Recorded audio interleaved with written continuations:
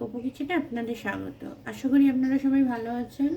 আবারও আমি চলে এলাম একটা রেসিপি নিয়ে। তো আজকে সন্ধ্যেবেলা চায়ের সাথে খাওয়ার জন্য একটা রেসিপি আমি বানাবো। তার জন্য আমি এখানে নিয়েছি পনির স্লাইস করে কাটা, আর এখানে নিয়েছি আমি 1 বাটি ধনেপাতা কুচি।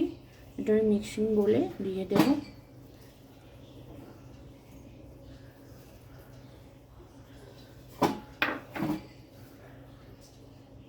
নিয়েছি আমি 2টো কাঁচা লঙ্কা, কয়েক কোয়া রসুন, এটাকেও আমি দিয়ে দেবো।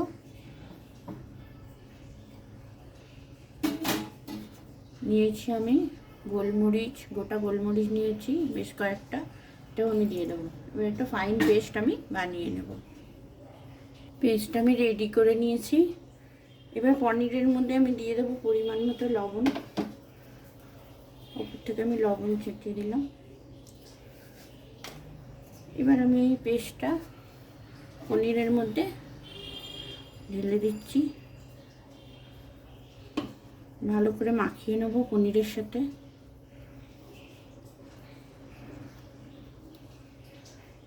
দিয়ে দিচ্ছি আমি লেবুর রস।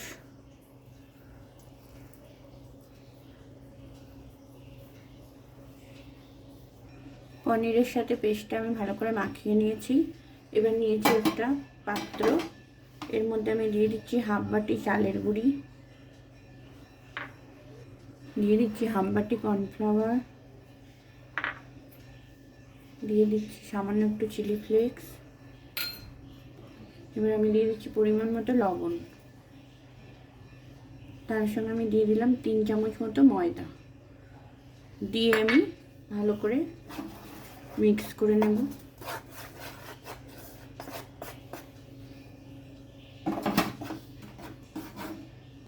এবার কড়াইতে দিয়ে দিচ্ছি আমি সাদা তেল।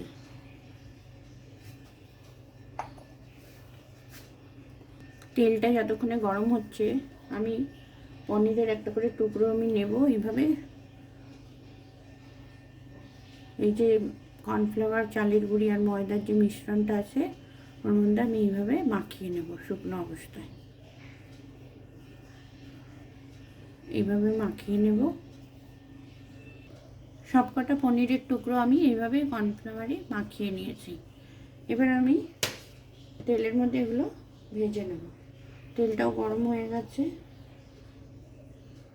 এবার আমি দিয়ে দিচ্ছি পনিরের টুকরো। একদম লো আছে আমি এগুলো ভাজবো।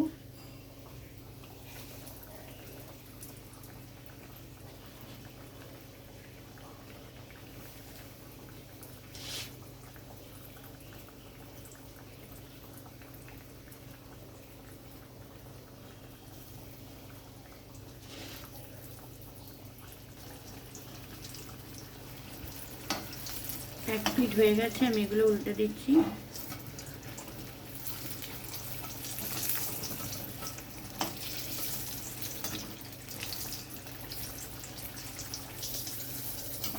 পনিরগুলো খুব ভালোভাবে ভাজা হয়ে গেছে। এবার আমি এগুলো তুলে নিচ্ছি। একদম ক্রিস্পি হচ্ছে।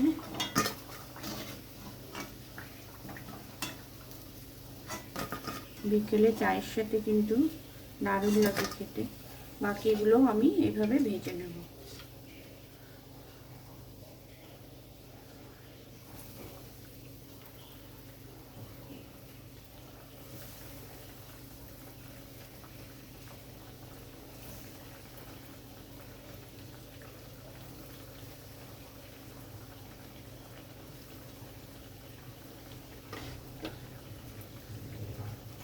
বাকি পনিরগুলো আমি সুন্দর করে ভেজে নিয়েছি। এবার তুলে নিচ্ছি।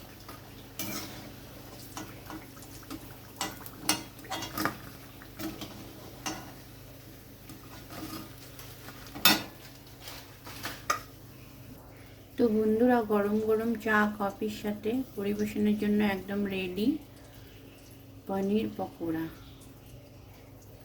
সন্ধেবেলা চা কফির সাথে খেতে কিন্তু দারুণ লাগে। গ্রিন পনির ক্রিস্পি পকোড়া কতটা ক্রিস্পি হয়েছে দেখুন বন্ধুরা ভেতরটা।